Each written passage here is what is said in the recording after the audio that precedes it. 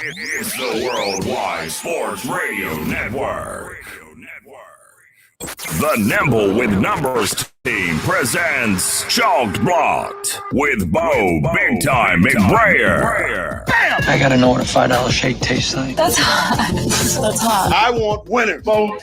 You don't know diddly. And his partner, Scott Stag Simpson. Do you know who I am? Trying to put Tiger Bomb on this jungle's nuts. That's cute. I remember when I had my first beer. I gotta catch a glimpse of these warlocks. Let's make a move. Let's make a move. Let's make a move. Woo! Hey, you guys! Welcome back to Chalk Blocked, the world's sexiest DFS show. For now, we are brought to you live on the Worldwide Sports Radio Network, now part of iRadio USA. Make sure you go to our YouTube, Nimble W Numbers, and smash the subscribe button. Get all our money-making, cash cow content coming up this NFL DFS season. We're going to be hammering some GPPs. We're going to be cashing every week in cash. Cash is king. Hit that subscribe button. I'm Bo McBrayer. I'm joined once again by Mr. Nimble himself, Scott Simpson. He just now stopped sweating and breathing heavily after his 2-month deck project, puppy ribbon dancing, and hanging with hipsters in Austin. We're also pleased to have the math magician Jordan Vanek back off detention to join us and be our Rain Man. Our special guest is a talented fella. I think I might have made a colossal mistake by having consecutive guests who are Philly fans, but this gentleman is a contributor, Ball Blast and Football Guys. He's an Eagles fan, which it's disgusting, but we're honored, and it's a pleasure to bring into the fray somebody who's in that FF Thieves collective that we're blossoming in the shadows. Hashtag in the shadows. The thieves are among us, and you won't know the thieves are among you until they've already stolen the championship. We love another Florida man on the show to make more headlines. It's Sam, don't call me Swaggy, Wagman. What's good, Swaggy? What's going on, man? Thrilled to be here. Yeah. How you guys doing tonight? Excellent. I'm doing good, and I made a promise that with 5 or more retweets, we would be playing rock, paper, scissors, shoot. So to start off the show, let's rock, paper, scissors, shoot. I think you're doing scissors. Yeah, I was doing scissors. That's one. Are we doing 2 out of 3? Is this how? Yeah, let's do 2 out of 3. In front of the camera, Swag. Rock, paper, scissors, shoot. Okay, you got me. Okay. 1-on-1. Rock, paper, scissors, shoot. Okay, you did scissors. Are you upset about it? I'm a little bit upset. I thought you were finally going to go paper there on that last one. That's such a rookie move, man. Swag, I thought you had it. Apparently, Sirianni's going to cut you for not being smart. I feel like I have failed the entire Eagles organization, and Nick Sirianni himself, the man who judges everyone by how well they can play rock, paper, scissors. Yeah, it's a test of strength and confidence. Well, we're looking for a little more competitive willpower, some intestinal fortitude, and we're also looking for somebody that Howie Roseman can pay more dead money to. Nice. Hey, we're dead money twins over here. Yeah. 1 and 2, baby. 1 and 2. So bad, dude. Dead money. This show's off the rails. That's why we're here.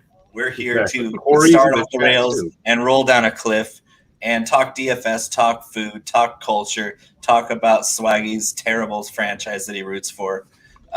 It's a good time. Yeah, it's a good. Yeah, I'm not talking with much room over here, but I am talking.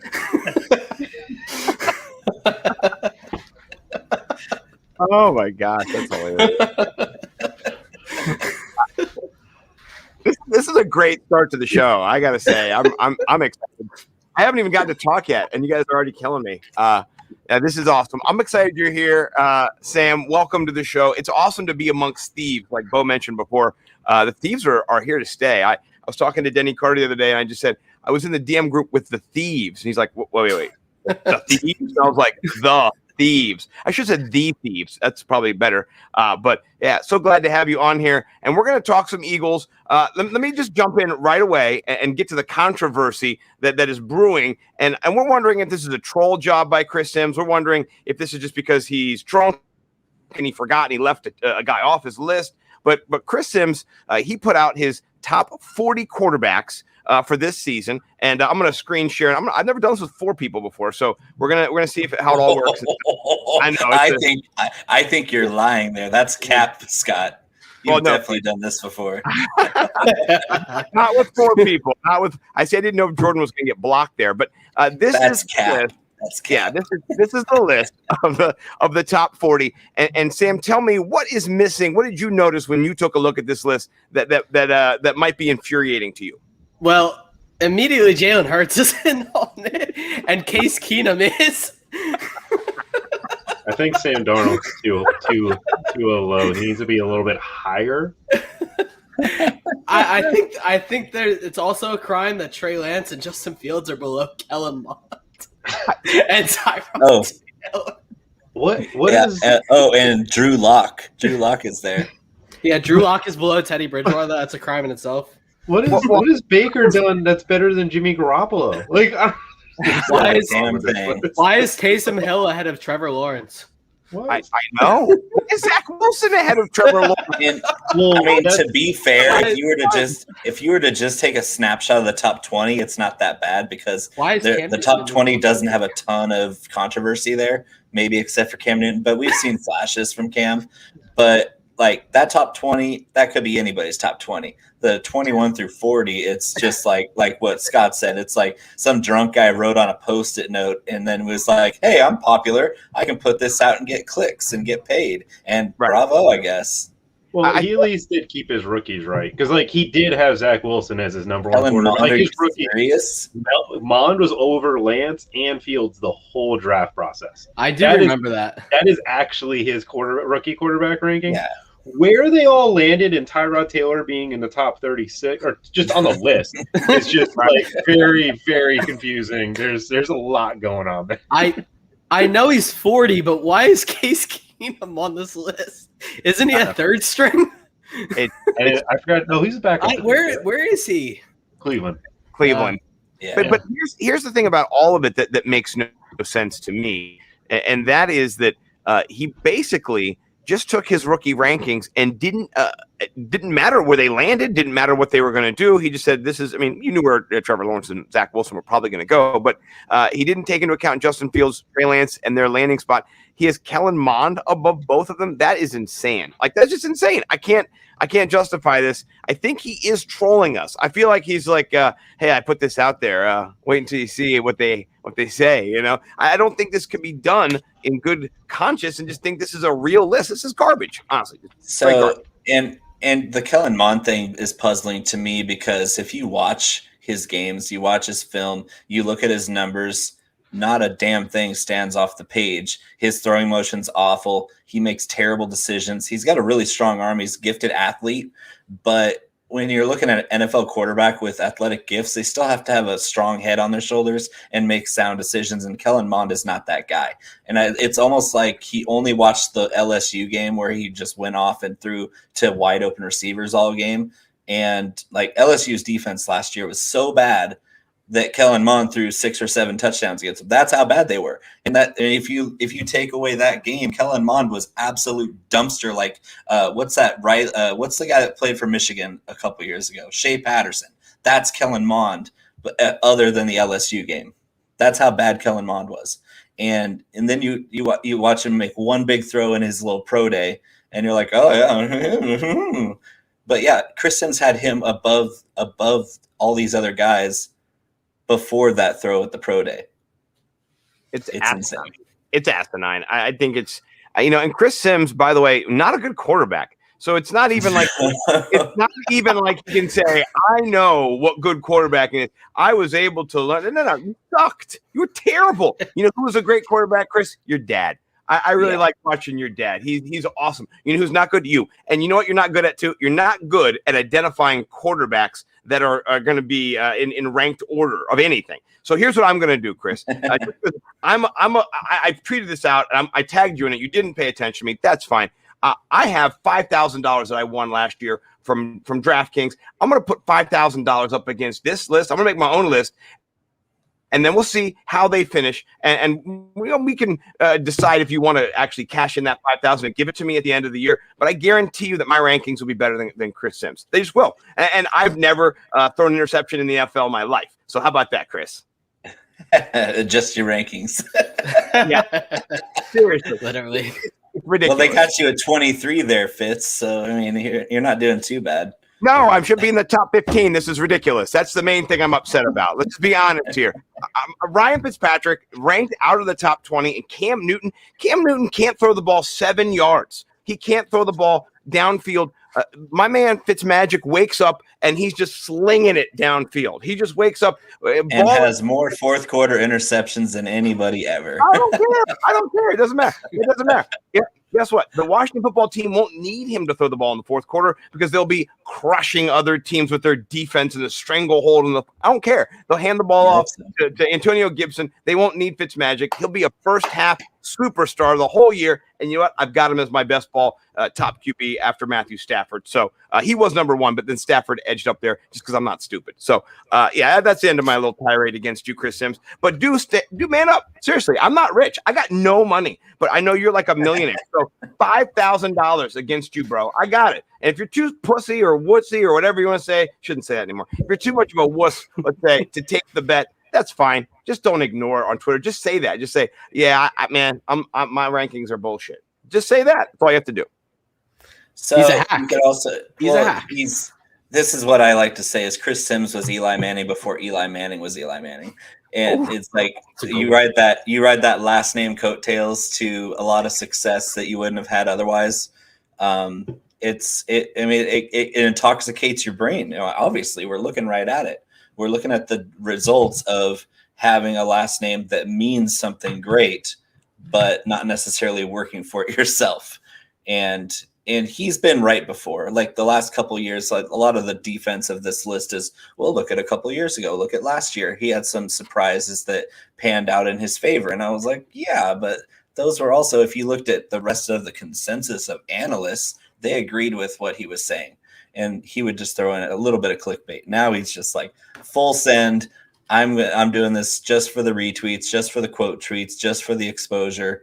And yeah, and that's really how that's how I see it, is just he's saying, hey, my dad's Phil Simms and he's a Hall of Famer. He's a Super Bowl winner. And I'm going to rank quarterbacks because I played quarterback. Yeah, I can't stomach how bad those rankings are. And I love Jordan's thing because it's very true. But I mean, how can you get paid? How can you get paid to put out rankings like that and stick to them like that? Because he knows. He gets clickbait, and that's what he does at this point. He actually has had some decent rankings previously, like ranking Lamar Jackson number 1, I believe, and Josh Allen number 2 in that class, that's good. Congrats. Woo. But when people on Twitter are defending him because of that previous ranking, like, I don't care. Like I don't care how the rankings were in 2017. Congrats, he got it right. If you throw 20 yards at the wall, you might get a bullseye. Like, this year could be the year where he's probably going to be wrong, and he's not going to admit it.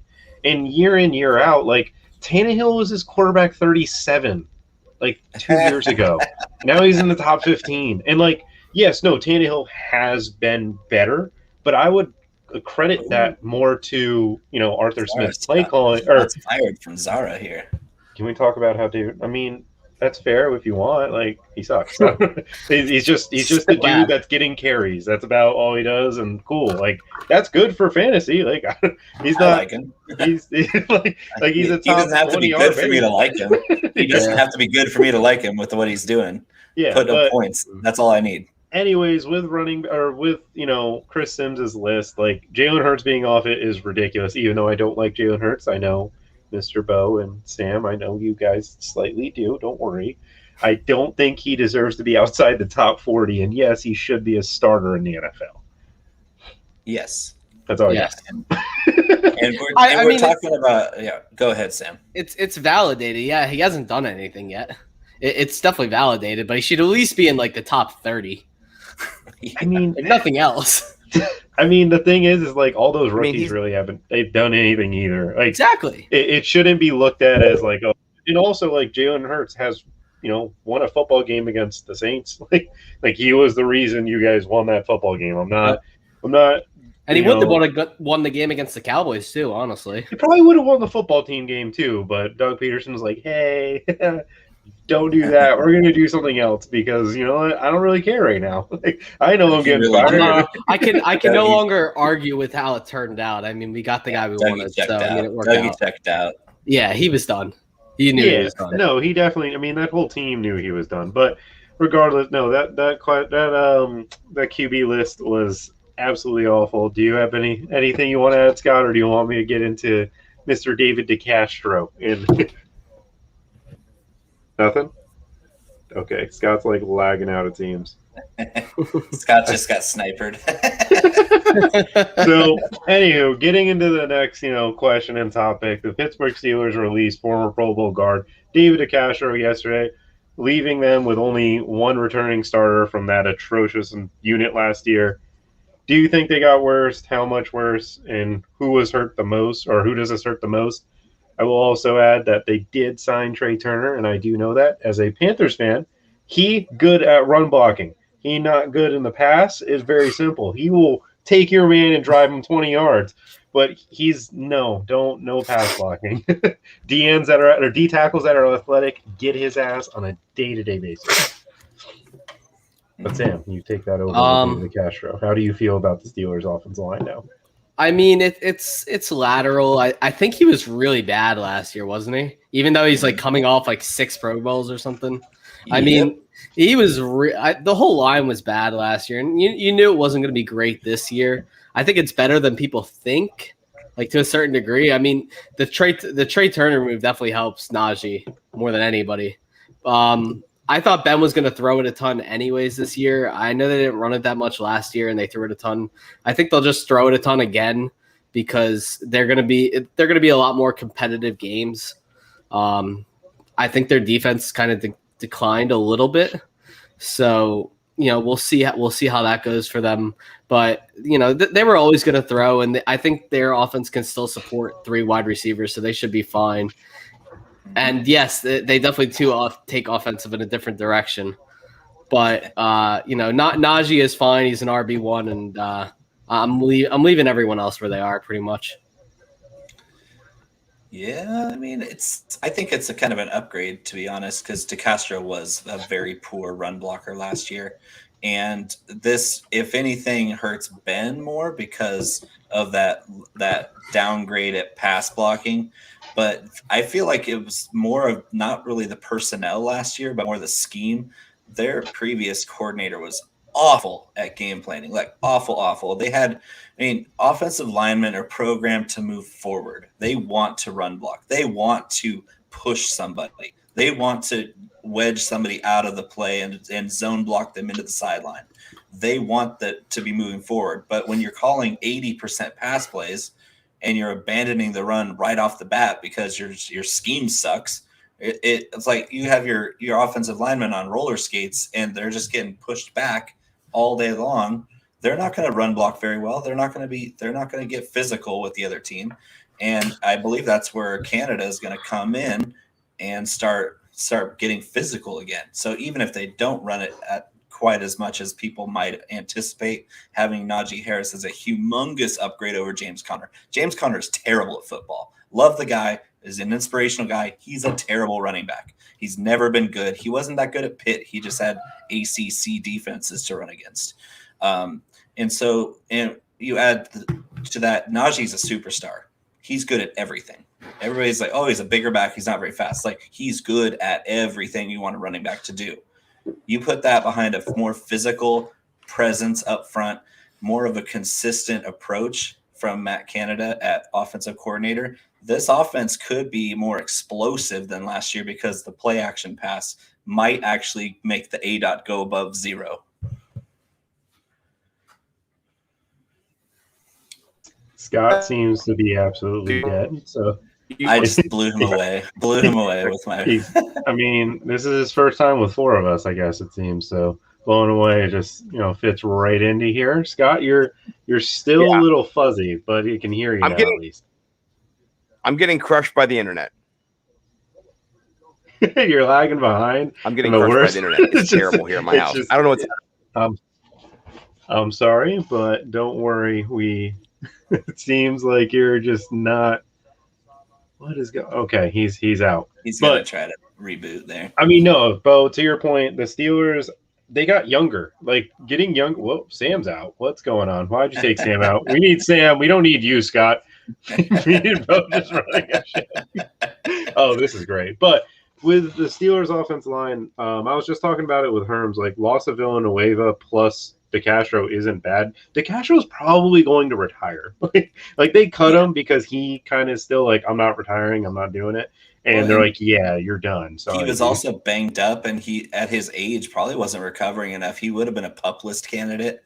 And when you start to see guys in that early to mid 30s age at offensive guard, like not recovering fast enough in the offseason, that's a big red flag for teams. Because if they're thinking, oh, we're going to have to PUP list this guy because he's not quite ready, they're saying, hey, dude, do you want us to release you? Or are you going to retire? What's going on? And if he gives them any kind of non-committal answer, he's going to say, hey, they're going to just release him. And let him choose his opportunity. He might get a small contract offer and then move on to another team on a 1-year deal. But I mean, you're also thinking he might just retire, like you said. Yeah, I mean, with that Steelers offense, just out of curiosity, Sam, with that receiving core, Deontay, Juju, and Claypool. Scott's eye too? No, Scott's internet's out. He's somewhere here. He said he didn't kick you, and I found out that your PC died from the chat. But yeah, mine died. More importantly, here with the Steelers receiving core, who do you like out of that group the most for redraft PPR this season, like this upcoming year? I think at the end of the day, I'm going to settle on one of Chase Claypool or Deontay Johnson, and it's probably going to be Deontay Johnson because I'm going to go with the guy who I think is going to get the most volume in that offense. I can't guarantee that Claypool is going to be able to make the same plays downfield. Ben's arm is still not good. If anything, it's going to be worse than last year, probably. So we'll see what happens there. We'll see what happens here. I feel like it's going to be Deontay because he's the target hog. And I personally haven't been a Juju guy since he really badly screwed me over 2 years ago. So I'm off that train too. So I'm going to go with Deontay here. I'm glad you said that because Juju I'm the Pac-12 guy. Go ahead and fire up your Pac-12 meme there, Jordan. No worries.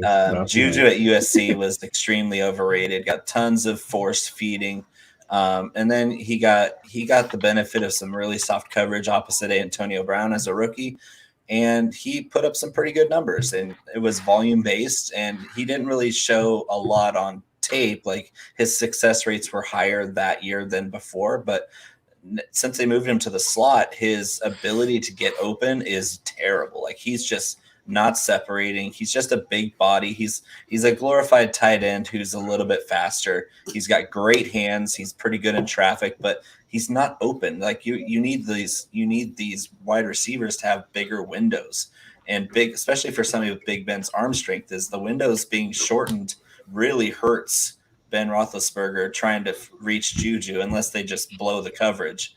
And Deontay is an outrageously good route runner.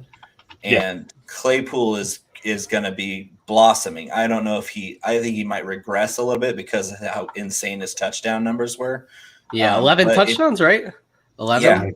Yeah, he had, I think, 8 receiving, 3 rushing, but he's a playmaker in that you want that in that offense. And so, he's not going to be far behind at the end of the day, but I don't think he's going to be as surprised to these defenses. Like now they know that the guy 6'4" guy that runs a 4.4 is pretty good. And so they're going to have to focus their efforts to stop him more. And we saw that at the end of the year where it was more of the Deontay show once he was fully healthy, because they were like, oh, we can't let Claypool get loose. Juju's going to cover himself. Ebron's going to drop everything in sight. Deontay's going to drop a few, but he's going to get so many targets that it really doesn't matter. Yeah, and you have to wonder if Juju's season with with the last season with Antonio Brown, if that was just a major fluke at this point. I mean, it just seems like he's built to be a number 2 or a number 3. He's not a guy that can take over the game for you. He's a guy who will move the chains and really not much more. And also, you got to think of like the Ravens, how they went and now they're playing a lot of man-to-man and blitzing. Like the reception perception that I've been able to get from Matt Harmon, shout out him, shout out. His data is great for this, and I mean, I'll correlate it to DFS. Juju was in the 50th percentile for winning man-to-man, which is one of the worst rates in the NFL. To give you, an idea, Jalen Reagor posted a 44th percentile this past season, and just very bad against man coverage. And in DFS, like I found some numbers where I was able to see the man coverages, percentages, and zone coverages. And for the Titans, when the Steelers played the Titans, Deontay Johnson got 15 targets and Juju got 15 targets. For DraftKings points, Deontay Johnson scored 37, Juju scored 12. Yeah. How do you get 15 targets as a receiver and score 12 points when you get a point per catch is just crazy to me.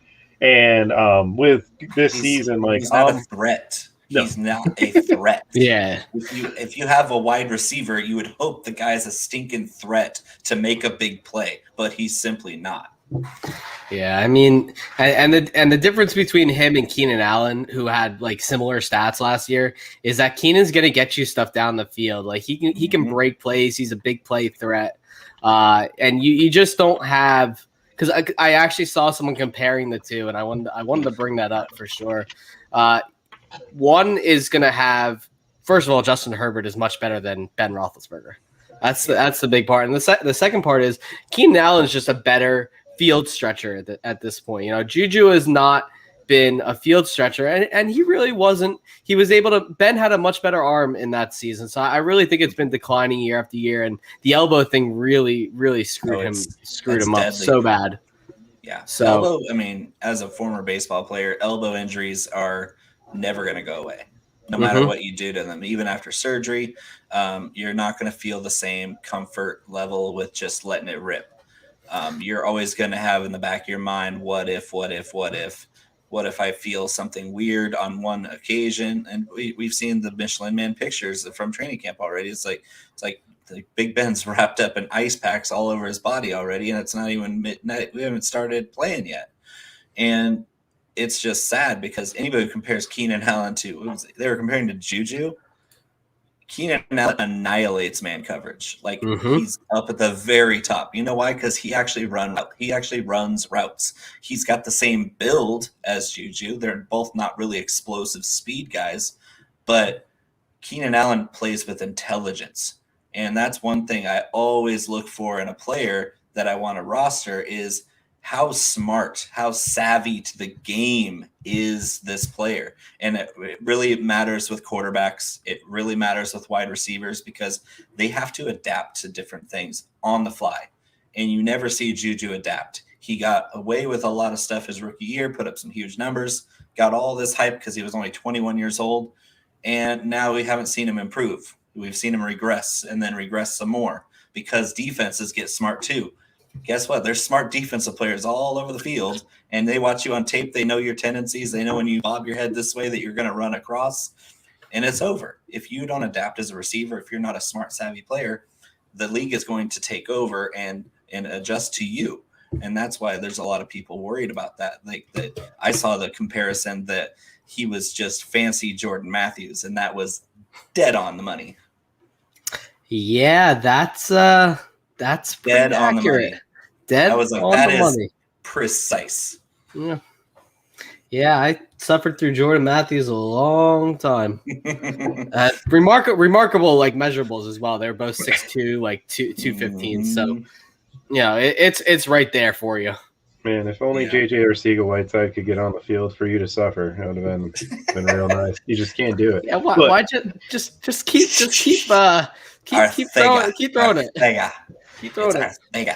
Why don't you bring up DK Metcalf too while you're at it? Oh, dude. I mean, the crazy thing is like I know you guys blew it, but the Chiefs also picked McCole Hardman over him too. Like and Andy Isabella, like you weren't the only one. So that's I want to say the McCole Hardman thing was like planned. I mean, they wanted someone who was just like Tyreek Hill, who they thought was just like Tyreek Hill. Yes, which is they had to. Because Tyreek Hill was in that situation. Yeah, so that's why they did that. I don't think they would have done that if he wasn't in that scenario, and they probably hold it against him. Yeah, no, I only blame teams when they pick usually similar skill builds. Like the Dolphins years ago, they picked Leonte Carroo and Jakeem Grant over Tyreek Hill. And that's just bad. That's just bad footballing. I don't care who you are. Mike Tannenbaum, sorry, dude. That was awful. Like, you might be coaching people how to be good GMs now or whatever, but no, not good. Not good football scouting. I don't know what you watched, but you didn't watch the right thing. Correct. Yeah, just watching Tyreek Hill at Oklahoma State before he got into trouble, and then you're like, okay, how are we letting this guy slip any farther? Yeah. So Sam, we can in good conscience continue the show until you tell us any and all controversial food takes, so we can judge you mercilessly. Go and spill it. Okay, I mean, I'll start with the one that I hear the most because I don't have many controversial food takes. I guess I'm not really a weird food kind of guy. I don't know. Says that now.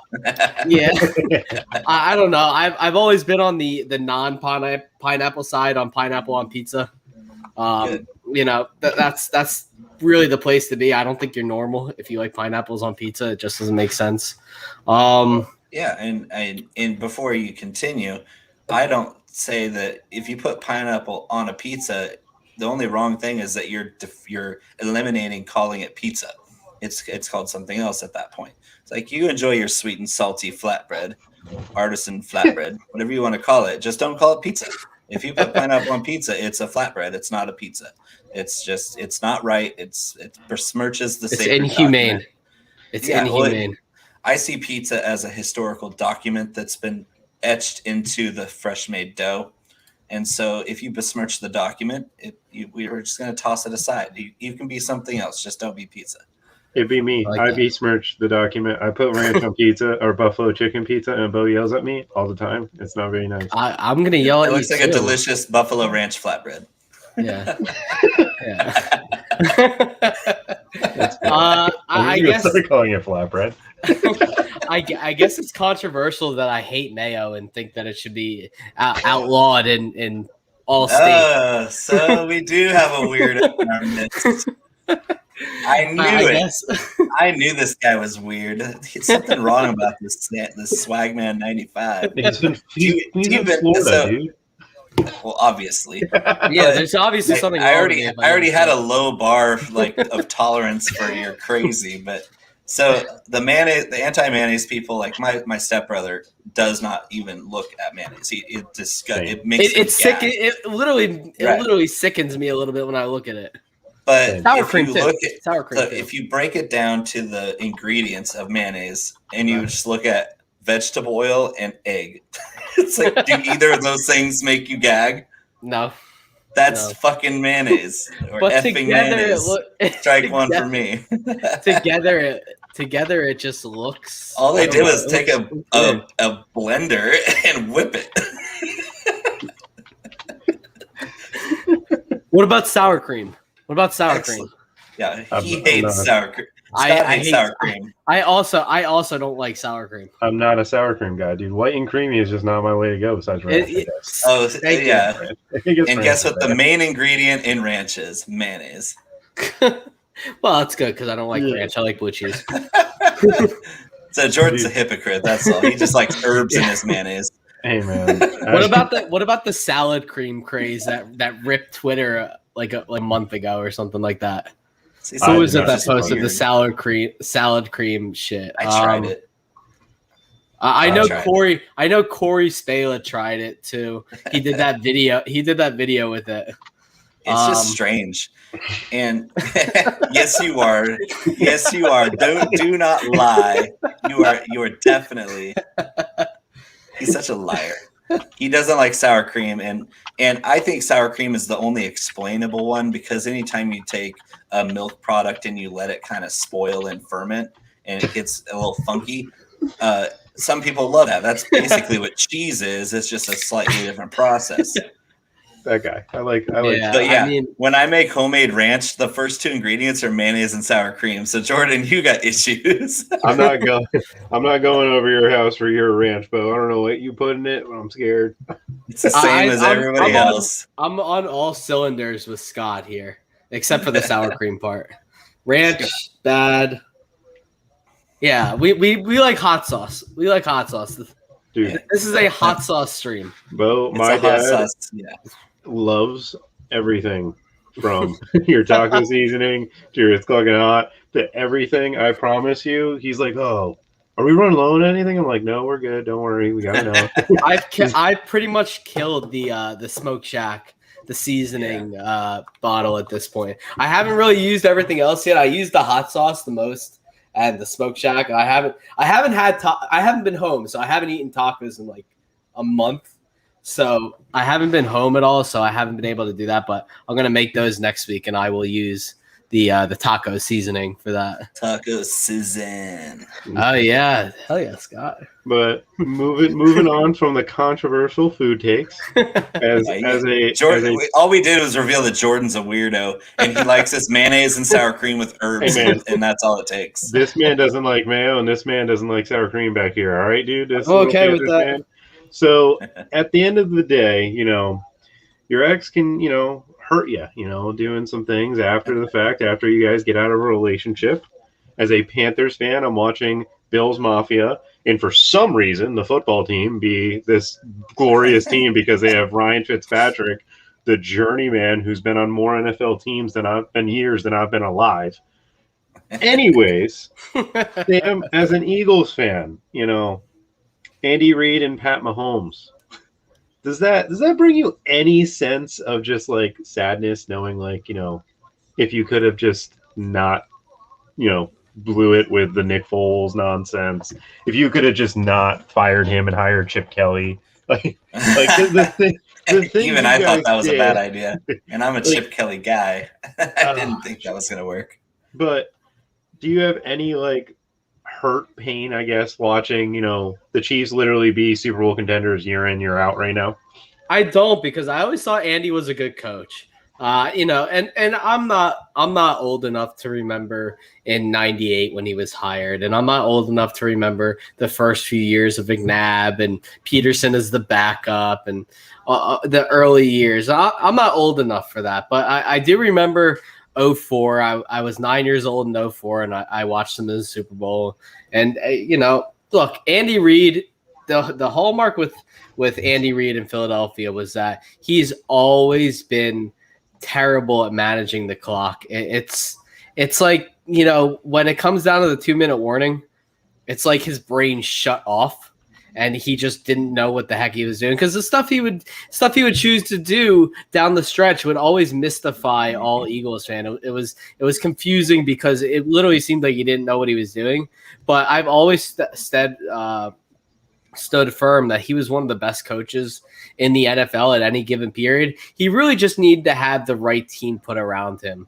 The Eagles, besides McNabb and, some of the defenses, the offenses were never really consistent with Andy, and he just couldn't put it all together. I'm happy that he got Mahomes in Kansas City, and he was able to win a Super Bowl, because I feel like that was the only thing missing from his resume to get him into the Hall of Fame, was winning just one Super Bowl. I think he's a lock to get in now.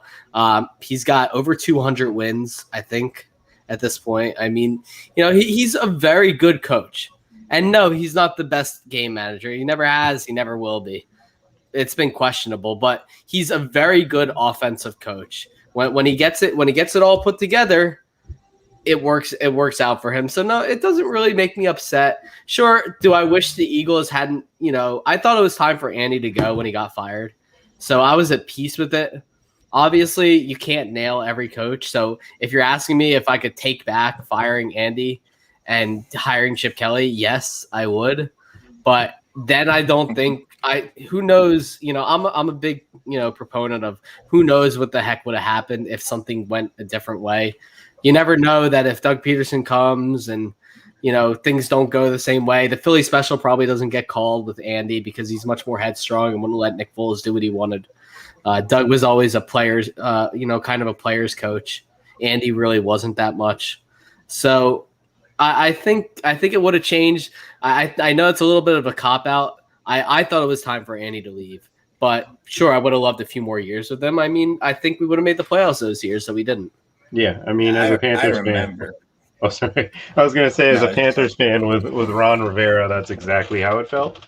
But, I mean, it's 2 years now, and Sam Darnold's my quarterback. So I don't know if we're on the right cliff here. We're to say those things out loud. Like, yeah, I had Cam Newton and Ron Rivera, and now I've got – I mean, I got lucky because we won a Super Bowl. So, I don't have any hurt feelings over it. Like, I think I would probably feel different if we hadn't won the Super Bowl.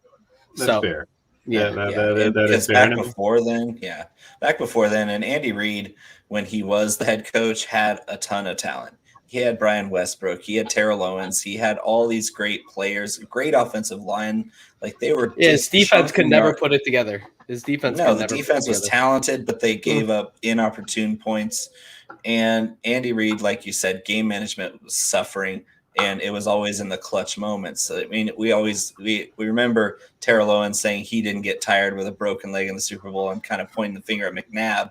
But that was all Reid. That was all Reid not putting his team in the best position to win that game that they should have won in the Super Bowl. Yeah. And Andy Reid got them there, but he also prevented them from going all the way there. And so, yeah, it was time for him to move on. And just how it happens as a good coach becomes a great coach when you put a future Hall of Famer on his team with a ton of weapons. And so it's just how it goes in the league where you go rise and fall. And the Philly fan base didn't like Andy Reid at the end of that tenure because he didn't finish the job. And the Philly fans are not forgiving. We all know that. Yeah, I will say that, I think it might have been Howie's first year that Reid was fired, I think. But it was the dream team that was assembled and then failed that really cost him everything. He was the one who took the fall for that. Yeah. And you couldn't fire Howie Roseman because it really wasn't him that put it together. I think it was I can't remember who was the who was running the team back then. I can't remember who was president. I wanted to say Joe Banner, but I'm not sure. But they're the ones that should have taken the blame for that. But Andy was the one who took the blame. Everyone thought it was time for him to go. It was 14 years, so I guess it kind of had to happen. Yeah, it's good for him that he got a fresh start out of it. I mean, I love the Michael Vick years were my favorite towards the end of the Andy Reid show because it's like, I mean, Michael Vick made me I love Virginia Tech for the years that we had running quarterbacks. It was a fun time until we started stomping on players' faces. Marcus Vick, shout out. But with Michael Vick, it was so cool because, I mean, even Michael Vick talks about it today where he's like, for the first time in my life, I had someone teach me film. And I was actually learning coverages. And shout out Dick Vermeil. Yeah. Shout out, imagine Michael Vick. I look at it and I'm a big Vick person. I've always been a big Vick fan. And I'm thinking if that guy would have been able to, reincarnate and be with Andy Reid from day one, the things Andy Reid would have been able to do with Michael Vick and those teams. Scary. Oh my God. I mean, just look what they did with him in Atlanta. They unleashed him right off the bat. They were like, "Hey, you're the guy. We're going to run triple option. We're going to run spread option before anybody else did it. And you're going to be the first 1,000-yard quarterback rushing." Yeah. And it was like they'd said that preseason of his rookie year. Like, this guy's going to run for 1,000 yards. He's going to throw for 3,000. He's going to score touchdowns that are going to blow your mind. And that's exactly what happened. He was the first guy to walk into Lambeau Field in decades and beat the Packers in the playoffs. And nobody saw that coming. Everybody's like, "Oh, Packers are just going to stomp the Falcons. They got a young quarterback that is going to run around for a while." And then all of a sudden, You're like, oh crap, this guy's ridiculously good. Yep. No, Vic years were freaking awesome. And I mean, now I guess going forward with this Eagles team, let's just say who are you most excited to watch on this Eagles offense and this Eagles defense with the Nick Sirianni era beginning this season? I think it's a cop out to say Jalen Hurts because everyone says Jalen Hurts. I'll go for my guy. I'm excited to watch Devontae Smith play in the big leagues. We spent the entire fall speculating where we go. We knew he would be a first round pick. We knew he would be a high pick. The one constant was that him and Jamar Chase were always top 15 picks, no matter what. So I'm excited to see what he does. I heard he put on a little bit of muscle. Obviously, look, for everyone that was worried about the BMI, we told you this was going to happen. You go to the NFL, you get a nutritionist. That's what teams do. They pay these strength and conditioning departments millions upon millions of dollars to make sure their athletes are in tip-top shape. They're at the peak of condition that they can get themselves in. Devontae Smith, I mean, he was probably 165 when he was drafted. I definitely think he was under 170. I would probably guess he's up to 175. If he gets to 180, I got no worries. The guy is ready made. If he plays any bit like he did in college and doesn't succumb to what I've seen as a weird Philadelphia athletes tradition of not doing well their first year, he's going to be fine. Yeah, I mean, with Devontae Smith's weight, I was never concerned because if Alabama's like, yo, you're fine. If they're totally okay with it, it doesn't really matter. I've watched Bama enough to know, if they want a guy to get big, they'll get him big. Calvin Ridley probably graduated high school at 160. He came down his next year at 185. And I remember passing him at the casino, and dude had absolute pythons for his arm. I'm like, bro, when did you what? You just be this. We used to call him a gazelle because that's how skinny his legs were. But then all of a sudden he's sitting there bulky. I mean, obviously he's not 230 pounds and killing it in the NFL, just be absolute yoked monster. But he's been fine. He's got ankle injuries. That's not because he's getting hit. That's just a bad step in the field, bad draw on the grass. I have no problem with the BMI nonsense. Devontae Smith is the best route runner in the class. The only issue is I don't like Jalen Hurts. I've never liked Jalen Hurts as a passer. I will not. I think from a real football perspective, the way Philly should be winning ball games is running the ball and letting their cover 2 defense play like the Colts did. But you guys have a defensive line that can actually hit the quarterback, which is what the Colts are trying their best to do. Now, I promise that I did promise that I would talk about this with you tonight because I know you don't like Jalen Hurts, and Bo and I definitely do like Jalen Hurts. So I want to give him a chance. I want to see what he thinks as well. But Jalen Hurts it was only 3 years ago that Jalen Hurts was being called a game manager at Alabama and Oklahoma. The dude's not some sort of weird turnover machine, though. He has picked up this really weird fumble, inopportune habit there. But if he cleans that up, and I'm sure they've worked with him to take care of the ball better. And, obviously he was coming in on those weird run plays before they fully subbed him in for Carson Wentz. And I think he had 4 or 5 fumbles over that. But, I'm not worried. I mean, sure, his 68 to 70% completion rates in college, when you have a lot of guys who are in the high 70s, if you're more accurate, sure. I mean, it's not the greatest college completion ratio, but I'm not thinking he's over here going to be some in the 50s completion percentage guy. I'd be okay if he starts next year at 62, 63%, like you said. But I think he can get up there into the 65, 67%. I think he'll take care of the ball. That's always been his mantra. Sure, he wants to go down the field, but he wants to protect the ball. He wants to run with the ball, and he's going to be I think he's going to be a sort of game manager from it. I think this coaching staff is going to try and work with him to limit turnovers in his first year. I think they're going to try and open him up a little bit. but they don't really have a true deep threat. Jalen Reagor's there, but he needs to work on his confidence first. I think Jalen Reagor will be fine as the year progresses. I think if you put him strictly in the slot, let him work out of there, I think he'll be fine. Put Devontae Smith on the outside and let one of our other, roving range of options, Travis Fulgham, Wes Watkins, Greg Ward, if you want to go there. Yeah, I mean, nobody says this is a world-beating offense, guys. I mean, we're a year or two away. We got we're probably gonna have 3 first-round picks next year. And what's crazy is I am a lot lower on the Philly defense than their offense. I think that their defense is going to force them to be a lot like the Chargers were last year in the same exact system.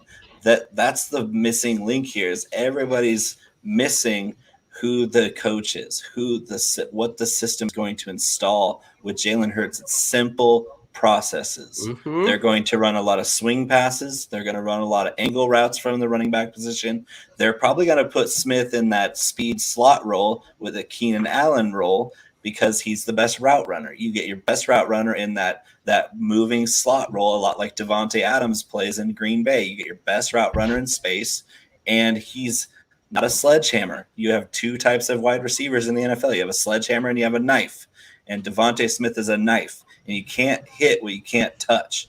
And you saw him against the best DBs in the SEC, just untouchable. Couldn't cover him. And Alabama didn't even just say, "Oh, we're not going to put this guy in certain situations because of his size." They gave him 150 targets in 12 games or 13 games. We're talking an absolute monster athlete performer at the position, and I definitely see him surpassing 100 targets, probably getting close to 80 catches, easily surpassing 1,000 yards. And I don't know about touchdowns because that role is yet to be developed, and Jalen Hurts hasn't really shown that big play ability with his arm yet. But I think with the simple processes and some of the athletes he has, like Dallas Goedert's a serviceable tight end. He's got another thing I'll put out there is my most rostered rookie running back, Kenny Gainwell. They drafted him for an absolute reason. He is going to be the Austin Eckler of this offense. And everybody forgets what he did in 2019. He was the best running back in that class if he came out after 2019, bar none. There's nobody better in that class at catching the ball, running the ball, breaking tackles. He's an absolute stud. He opted out. Everybody forgot about him. Oh, Kenny Gainwell, he's too small too. That's like he's the same size as Christian McCaffrey. He's the same size as Austin Eckler. He's the same size as all these other dual threat running backs. Put him in that spot. Miles Sanders is never going to be a big volume guy anyway. He's a pretty good fit for the role too. But they're not going to run the ball a lot. That's the moral of the story, is that defense is going to give up tons of points, especially in the division they're in with the good offenses that are getting better. Their schedule looks really rough this year. They're going to give up points. They're going to be throwing the ball a ton. They're going to be a low ADOT team. But they're going to have Reagor out there running wind sprints, a lot like Jalen Guyton was last year with LA. LA is out there. Keenan Allen's going to get 15, 20 targets because he's the only guy open. And if Allen's double covered, we're going to swing it out to Eckler 10 times a game. And Guyton might get a blown coverage every 4 games where he scores a touchdown. And that's their offense. But it works. If your defense turns out like LA's defense did last year where they were serviceable, maybe Sirianni doesn't blow games like Anthony Lynn did. That's kind of the outlook I see for the Eagles, is kind of that 8-8 or 8-9 season where they are a lot like the Cowboys, where they're going to throw the ball a lot, they're going to score a lot of points, but that's because it's necessity when they're just giving up tons of points. It's going to be a lot of up and down. Yeah, I'm not really concerned about this season. To me, this is always going to be a retooling season. If Jalen Hurts is bad, it's a rebuild, and you have 3 first-round picks next year. If Jalen Hurts is good, you get to improve at 3 different spots in the first round, which is massive. So either way, for me, the Eagles will be in a good spot next year. Sirianni gets some time to work through his staff, figure out if Jalen Hurts is right. You take the year. If he plays at a good level, great. If not, you got a couple options next year that you can work with. So, question: do you know who's the other third round or first round pick? Because I remember you guys got the trade with the Dolphins and that trade. But who's the third? The Colts gave us a second. Yeah, the second rounder conditional. If they make the playoffs and he plays 70%, or if he plays 75%, it moves to a first. So ideally, the Colts go 0-17 and Carson Wentz plays every snap. Which is actually possible, because if we saw Carson Wentz and he doesn't get any better from last year, that's definitely on the table. Worst case scenario, he plays 69% of the snaps and they make the playoffs. Just to nice, 69%. He does have a playoff run, dude. He just lets the backup take over, go win a Super Bowl, claim he did it. I mean, that would be literally the worst case scenario, because profit. That would literally be this. And he gets to go back. He gets to go back to Bible study with Frank Reich. So everybody's happy. Yeah, and Zach Ertz will probably be there by this time next year too. So let's head over to the Big Time Finish. This is brought to you by, of course, Big Time Flavor Co. BigTimeFlavor.co now. I bought that domain recently so we can simplify the URL for people. BigTimeFlavor.co. That's your place for the world's most deliciously intense condiment. Hot box, small batch, gourmet hot sauce.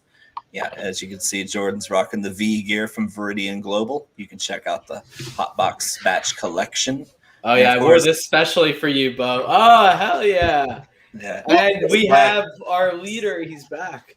So you can also get your Smoke Shack barbecue rub. You can also we're all rocking V gear today. You can get the fuzzy the Jet Sweep Show shirt that you can't really see, and the fuzzy hot box hat looks like you got put in the dryer. Picked up some lint. It's perfect. So the Big Time Finish, you can get whatever you want at BigTimeFlavor.co, and if you enter the promo code Chalk21 at checkout, you get 10% off your entire order.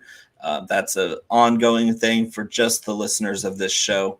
Chalk21 at checkout, 10% off at BigTimeFlavor.co. Big Time Finish, we're going to go 3 rapid fire questions, answer them quickly. And what do you think, Swag? You ready? Yeah, let's do it. All right. What division and pick are you in Scott Fishbowl 11? We already know, but I want you to tell everybody. Red Hot Chili Peppers, pick 12.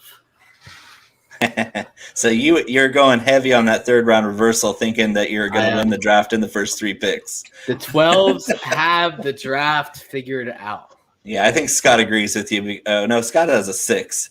I got 11. 11, yeah. So you're third round reversal, guys. I'm thinking I'm going to win the draft with my late picks, and so I'm a third pick in Red Hot Chili Peppers. So Swag's going to have to deal with me once or twice head to head this year. It's a fun division. There's going to be some beef. We got Matty Daddy in there too from the Thieves. So 3 Thieves in one division might be the all-time high. So I don't think Scott Fish knows what's happening, because if the Thieves take over, which we're intending to do, it's going to be ugly for the rest of the landscape, because we're a hot bunch. We are the Thieves. Yeah. So, yeah, I like the 12, the first 3 rounds. Obviously, you get 3 in the top 25 or 24, 25. 3 in the top 25. And me in the third pick, I'm looking at targets. My first 3 picks, I have a group of guys that I want to see at each round, but I'm open to not being on the very end, but sweeping up any messes that might fall my way. And then, of course, I'm known, of course, for reaching a couple rounds to get my guy. So I'm only going to say that in front of one of my competitors in my division. I mean, I want that, for me, I decided to pick 11 because I've always liked the back end of the draft. I honestly swear that I didn't realize it was third round reversal until after people started talking. After it got talked about a little more and I actually got the invite, I was like, oh wow, it's third round reversal. I picked 11. Nice. I'll just keep it. I'm having a good time here. Completions matter. I want Russell Wilson. I'll say it. I don't care if anybody's watching. You just want accurate quarterbacks plus Konami code is absolutely essential, and you also need tight ends that are going to get volume. Yeah, I mean that's the play. I mean, we're hoping for a couple quarterbacks to be there, and then possible tight end look ahead, Bo. Elite, hashtag elite. Shout out to my people. So, question number 2, Dynasty keep, trade, or cut. You got to keep, trade, or cut one of these guys. Marquise Brown, Jalen Reagor, and Henry Ruggs. I'm gonna keep Henry Ruggs. I'm gonna trade Marquise Brown, and I unfortunately have to cut Jalen Reagor. Oh, he did it to his own guy. Yeah. Self-killing. That's really, at this point, you cannibalize your guy, man. I'm still very high on Henry Ruggs because I think they didn't use him the right way. I think they're gonna try and they have to use him at a shorter ADOT. That was a big problem. They tried to hit him just straight down the field. He can't body anybody. He weighs like 180 pounds. So get him in traffic. Let him just run circles around people, and then Hollywood Brown is just more established. Yeah, and you get value for Marquise Brown too because he's a better route runner than both of these guys. Yep. And we forget because Rashad Bateman's gonna be an absolute stud. Like we forget Marquise Brown's only 23, and he's going to put up some pretty big games along the way. So it's I agree with you there. I'll agree with you because Ruggs. I mean, we know how much of an idiot John Gruden is as an offensive mind. And are you trying to drop a hint, Jordan? Dropping a hint? What am I forgetting something? No, I'm just trying to draw an arrow and it's not going well. Is that a chanterelle or are you just happy to see me?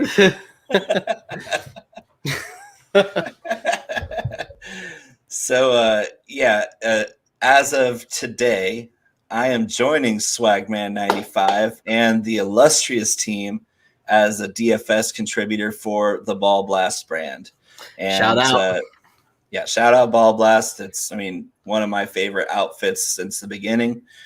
They're nothing but class. They put out great work. They have basically a who's who of talented people at their disposal. And it's humbling and it's an honor to join such a brand. So Michelle and Kate, I hope you know what you're getting into. Because it's gonna be spicy. I know you guys get ballsy, but it's gonna be ballsy and spicy. And so let's get some hot takes. Let's do some DFS money making all across the board. Yeah, can't wait for that. That's gonna be great. Yep.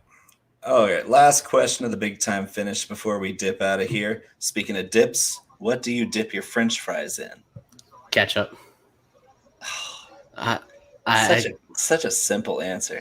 Yeah, I'm not a mustard guy. I guess sometimes I'll just slather them in hot sauce. I've done that before. Yeah. But I saw this question floating around the other day, and a lot of people said barbecue sauce. And it's like I could pretty much dip my fries in anything because fries by themselves are really good. I don't really think fries need a dipping sauce if they're good fries. But hot sauce, barbecue sauce, ketchup. Ketchup's simple.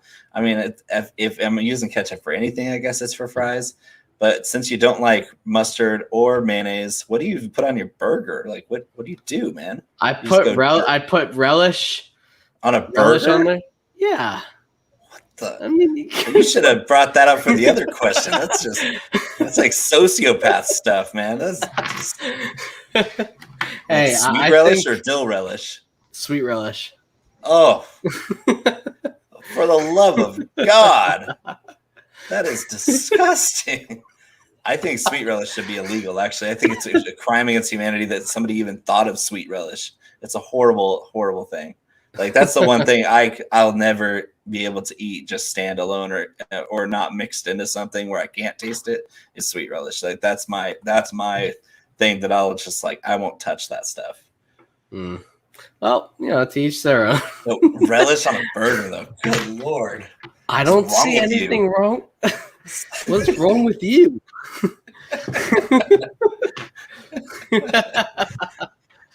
All right, so Scott, you want to send us home? He's got his mouth full. He's eating Can you actually? Yeah, can you? You're clear now. I can actually see you. Dude. Good. I was just. He's eating sour cream. Great show. I hope not. Listen, I'm eating Annie's white cheddar bunny tail puffs. Oh, those are so that good. Sounds very good. That sounds very those good. are amazing. I love all things Annie's, by the way. I got to tell you that. They make mac and cheese. They make crackers, cookies, all kinds of baked goods. Is this a Maryland? Is this like a Maryland brand, a national brand? It's a national. It's a national.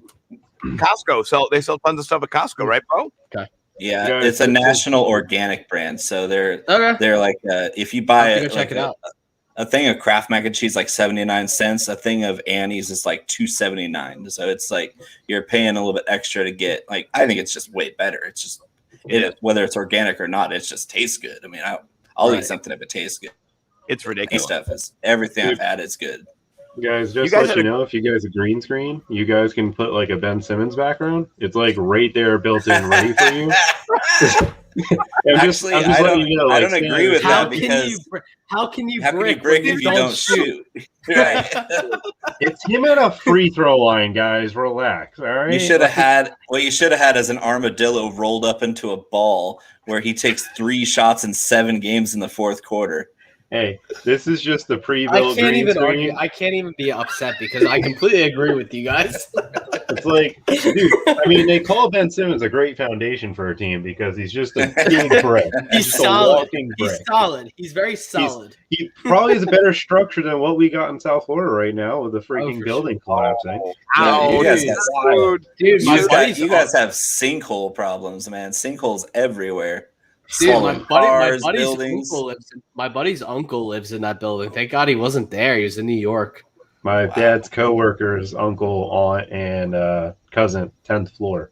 So they still haven't found him. So one of those very, very, and that's the last in the line of the family. So not a good situation there. Thoughts and prayers are with them. Yeah. I'm just, that situation. That's awful. Scary. Florida has a lot of crazy stuff happening every month. They even have a thing on Twitter or Google where Scott mentioned it the other day because I had forgotten about it. You can put Florida man in any date. Any date. Something new comes up. Has happened. So yeah, I think it really is something bad. Half of them are Sam and Jordan. So they're frat brothers at least. Half of them are their frat brothers. You know what I mean? I feel like that's a cool achievement to be on the Florida man on a certain date. It's like that's a reminder, kids. Don't do meth.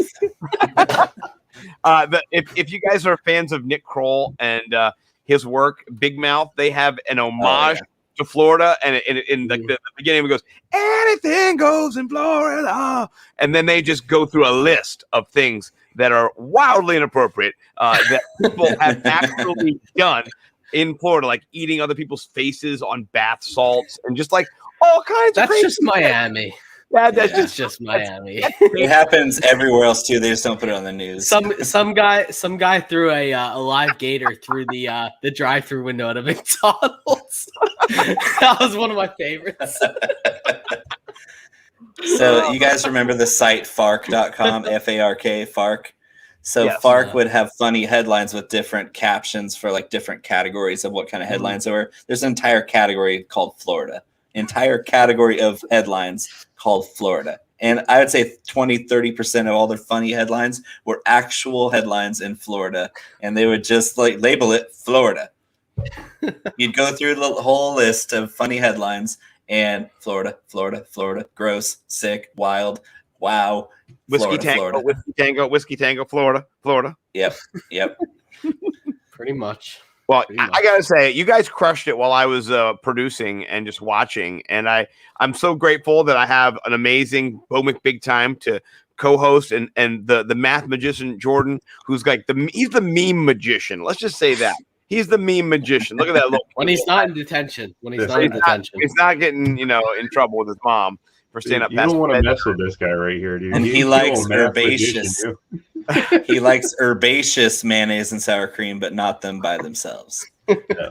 I just know that this guy joined Ball Blast, and that's pretty cool. I'm just saying, the arrow pointing at him is It's right for him. It looks like the world is giving me a little attention there. The world's happy to see you, Bo.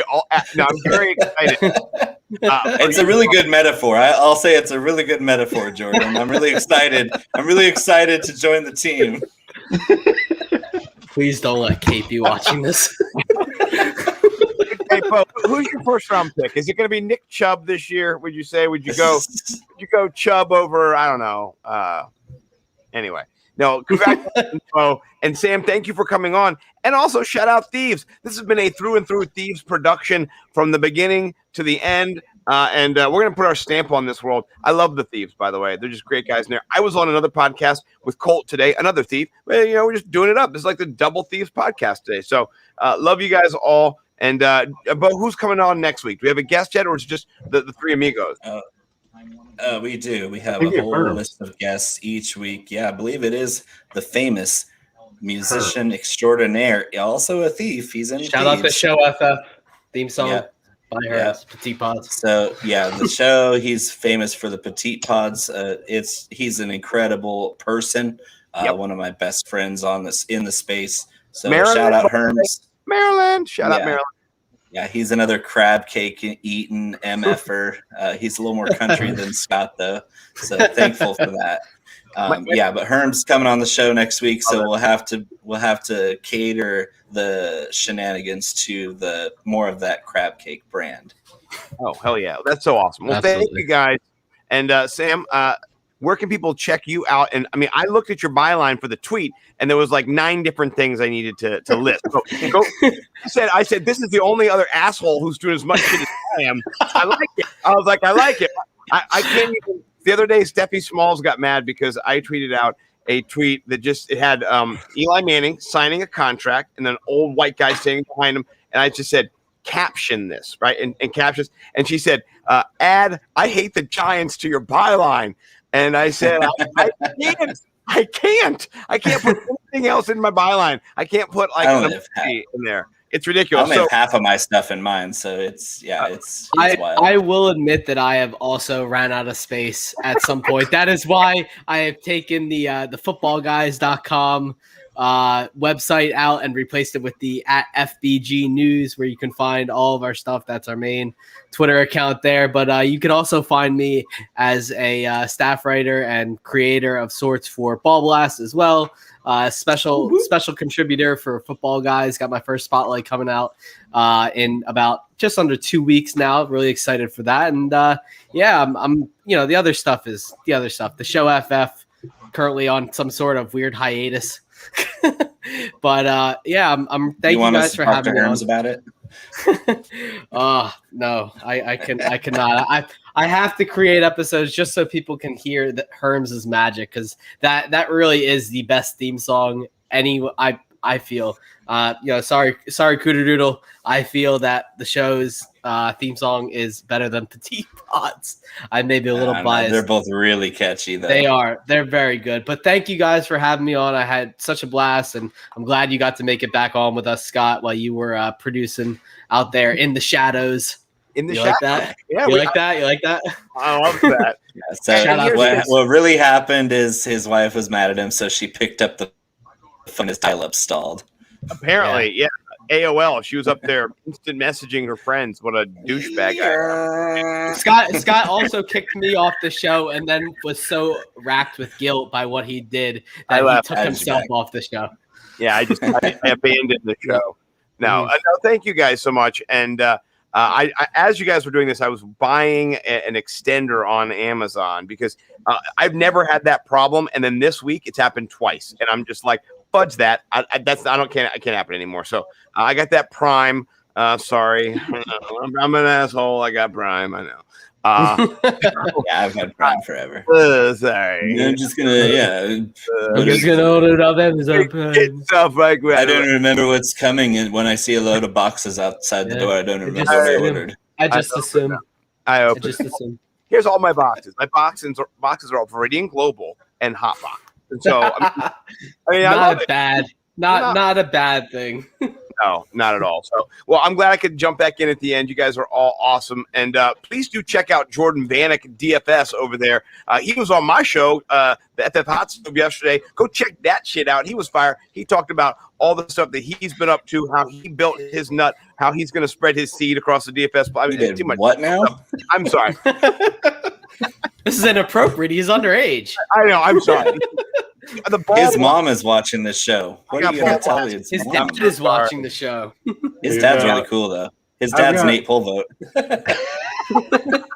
I was just talking to my actual father about that. Like, Canton's going to be a little funny with Nate meeting you, and he's like, "Do I have to kick his ass? Is that what we have to do here?" Yeah, it's a dad off. It's a battle to the death. Who will be Jordan's true father at the end? No, I mean, just Jordan Vanek DFS. I've got a lot of things going on, but don't really care to follow me until the actual season, because at the end of the day, like, he just hit 1,500 followers. Don't listen to him at all. He's Shout awesome. out to that man. Shout out to that man. Yeah, big news. He's also really great with memes and GIFs and all kinds of digital stuff. So I love all your images that you're doing. You're going to be great at creating thumbnails for all the stuff that you go and create on your content-wise. You're going to be the man. Follow him. Denny Carter's going to follow you on. Did he follow you yesterday, or did no? not? He didn't like the Shooter McGavin meme. That's what it was. No, he probably loved it. I'll DM him. The thing about him is he wants to win money. That's what he cares about. You know, it took Denny like 2 months after he knew who I was for him to start following me. So he still doesn't follow me. Well, here's don't mind me feeling sad. Don't mind me feeling sad.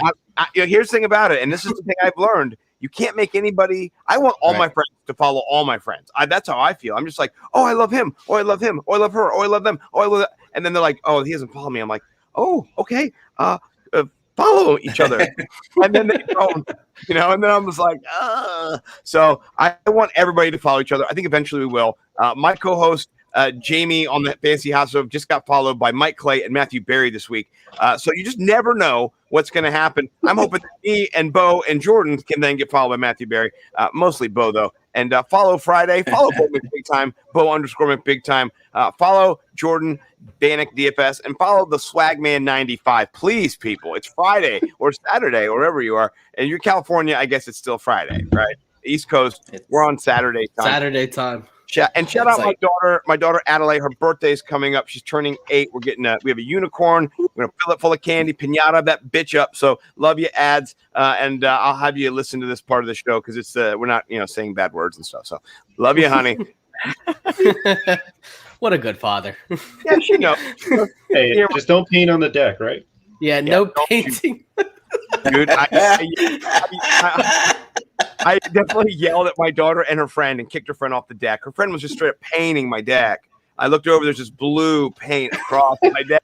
I was like, the one you just finished. Are you serious? Speaking of blue paint on the deck. Oh, I'm glad you finished that deck so she could paint it for you. I went out there, and after I kicked them off, I said, I'm a huge asshole. I'm so sorry. And then I started scrubbing it off. It didn't come off right away. And I was like, no, I'm not a huge asshole. It's only okay if it comes off. You're an asshole when you tell a kid how much money you spent on their deck. I said, I spent $8,000 on his deck. You guys are painting on my deck. So a whole award. Whatever, Dad. Oh, no, my daughter told me later, you were mean. I apologize. I gave her a note that says I was a jerk. I gave her a little piece of candy, said, please forgive me. Daddy will apologize. Friend as well. And then later the night, she forgave me. Later the night, she said, you were mean, because we paint on the deck. I said, I was. You're right. And then she said, we shouldn't have painted on the deck, though. I said, yeah, you shouldn't have painted on the deck. we all kind of learned, like, I need to not be mean. They need to not paint on the deck. We're growing, and that's what it's about. At the end of the day, I'm a better dad tomorrow than I was today. And you guys can be too if you're dads. Bo's a dad. So, Swagman, are you a dad yet? I am not a dad. Are you married? Soon. I am not married either. Are you living the single life? Are you living the single life? I am living. I'm still living the single life. I'm only 26. Do it. I don't have any notion. Okay, I shouldn't say don't have any notion, but do not plan. Scott, were you wearing this when you're yelling at your daughter? No. Hey, if the guy on the grill isn't wearing that, I ain't eating. it's basketball shorts, the step below the jean shorts, the jorts. Yeah, that's big money. I don't have that kind of money unless Chris Sims takes that $5,000 bet. Hey, homeboy, my quarterback rankings better than your top 40 because I'm just gonna put Jalen Hurts in the rankings. There you go. Better than my daughter will put Elmo on the rankings and still score better. Right? Let's have a contest. Whose kids can pick better rankings than Chris Sims? And then they can all of them. All of them. All of them. All of them. All right. That's it. For all of the thieves, we thank you. We love you. And we're taking over and we're in the shadows. And all of that. In the shadows. Hashtag in the shadows. And now I have to figure out if I can hashtag play the exit. Let's see if I can do it. It is the Worldwide Sports Radio Network.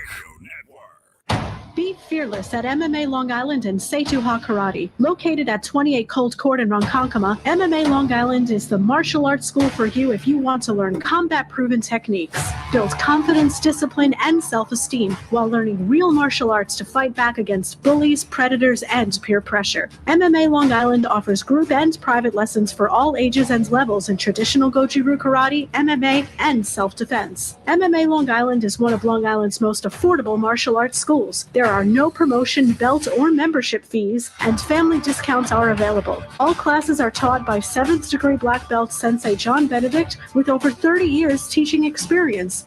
So whether you want to get in the ring or protect yourself and your family, MMA Long Island can help you reach your goals. Visit MMALongIsland.com. That's MMALongIsland.com or call or text 516-381-9660. That's 516-381-9660.